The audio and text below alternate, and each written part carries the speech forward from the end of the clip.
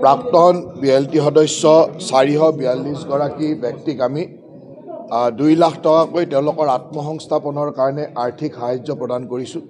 এই অনুষ্ঠানত BTCৰ চিফ আগ্ৰামা মহিলাই ডাঙৰীয়া উপস্থিত আছে আৰু আমি অসম চৰকাৰে তেখেতসকলক ভৱিষ্যতৰ দিনত তেখেতসকলে যাতে আত্মসংস্থাপন বা নিজৰ ওপৰত থিয় হ'ব পাৰে তাৰ কাৰণে প্ৰত্যেকৰে একাউণ্টত আমি 2 লাখ টকাকৈ প্ৰদান কৰিছোঁ।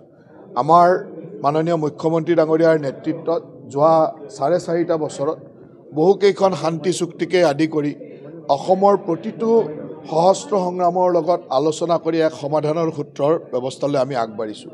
গতিকে অসম এতিয়া এক শান্তিৰ পৰিৱেশত আছে, কিন্তু সহস্ৰ সংগ্ৰামৰ পৰা ঘূৰি অহা লোকসকলৰ আত্মসংস্থাপনটো আমাৰ কাৰণে এক দায়িত্ব আৰু অসম চৰকাৰে সেই দায়িত্ব পালন কৰি প্ৰতিটো সময়তে এনেকুৱা ধৰণৰ বিভিন্ন সহস্ৰ সংগ্ৰামীসকলক আমি তেখেতৰ আত্মসংস্থাপনৰ কাৰণে ধনৰাশি দি আহিছোঁ। আজি BTC অঞ্চলৰ বাহিৰৰ 442 গৰাকী এনেকুৱা ব্যক্তিক আমি আজি 2 লাখ টকাকৈ প্ৰদান কৰিছোঁ। মই ভাবোঁ যে এয়া শান্তিৰ অসম, বিকশিত অসমৰ কাৰণে এক সুন্দৰ পদক্ষেপ আৰু এই অনুষ্ঠানত মই উপস্থিত থাকি সকলোকে শুভেচ্ছাও জনাইছোঁ আৰু আশা ৰাখিছোঁ যে মুখ্যমন্ত্ৰী ডাঙৰীয়াৰ নেতৃত্বত অসমে যি বিকাশৰ দুৰন্ত গতিত গৈছে এই বিকাশৰ গতিত সকলোৱে সহযোগ কৰে।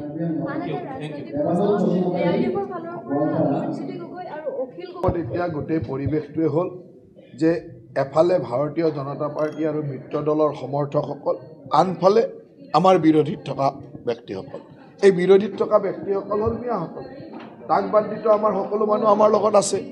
গতিকে মিয়াসকলৰ মাজত অখিল গগৈয়ে হওক, লুৰিণ গগৈয়ে হওক, কংগ্ৰেছে হওক, AUDF হওক, সেই সকলো একেলগে আছে। গতিকে ইজনে সিজনক নিমন্ত্ৰণ কৰি থাকিব, নিমন্ত্ৰণৰ লগত একেলগে বহি থাকিব, তাত কোনো আচৰিত হ'ব লগা নাই।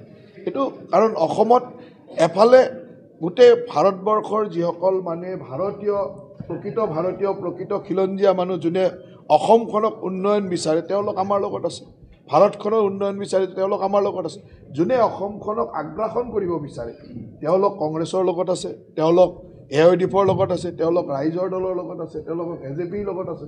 গতিকে তেওঁলোক একেলগ হৈ থাকিব আৰু এই মিয়া বা এই আগ্ৰাসীসকলে একেলগে আছে। তাক লৈ ইমান চিন্তা কৰিব লগা নাই আৰু তেওঁলোকে এইটো কথা পাতিয়ে থাকে। এইটো কোনো আচৰিত কথা নহয়।